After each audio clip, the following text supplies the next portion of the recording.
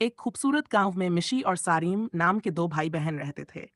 मिशी 4 साल की एक होशियार और दयालु बच्ची थी, जबकि सारिम उसका नटखट और जिज्ञासु भाई था। दोनों हमेशा साथ खेलते, नई चीजें सीखते और एक दूसरे की मदद करते। लेकिन उनका सबसे खास दोस्त था गप्पू खरगोश। गप्पू एक छोटा, सफेद, मुलायम और बेहद प्यारा खरगोश था, जो हर समय उछलता कूदता और मजेदार शरारतें करता रहता था। वह मिशी और सारिम के साथ खेलना बहुत पसंद करता था। एक दिन गप्पू बहुत उदास और परेशान नजर आया।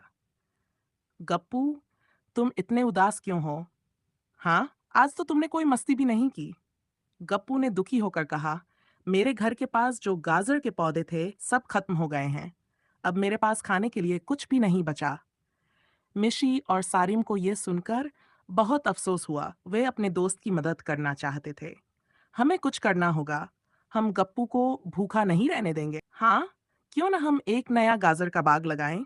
मिशी और सारिम ने अपने घर के पास एक छोटा सा गाजर का बाग बनाने का फैसला किया। उन्होंने वहां गाजर के बीज बोए, पौधों को पानी दिया और रोज उनकी देखभाल करने लगे।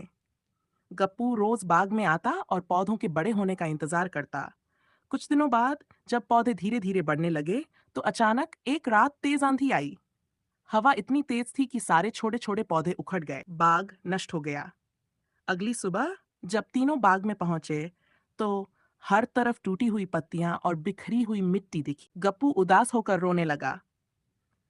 हमारा बाग तो नष्ट हो गया। हम हार नहीं मानेंगे, हम फिर से कोशिश करेंगे। मिशी, हाँ, अगर हम मेहनत करेंगे तो हमारा बाग पहले से भी ज्यादा खूबसूरत बनेगा। भा फिर से मेहनत की शुरुआत। तीनों ने फिर से नए बीज बोए, मिट्टी को बेहतर बनाया और रोज पौधों को पानी दिया। अब वे पहले से भी ज्यादा मेहनत कर रहे थे। कुछ हफ्तों बाद उनका बाग हरा भरा हो गया और उसमें बड़ी बड़ी मीठी गाजरें उगाई। गप्पू ने अपनी पहली ताजी गाजर खाई और उसे बहुत स्वादिष्ट लगी। वाह, ये गाजर तो सबसे मीठी है, क्योंकि इसे हमने प्यार और मेहनत से उगाया है। जो चीज मेहनत से मिले वही सबसे कीमती होती है। अब गप्पू के पास हमेशा खाने के लिए गाजर होती थीं और उसने सीखा कि मेहनत का फल सबसे मीठा होता है। कहानी से हमने क्या सीखा?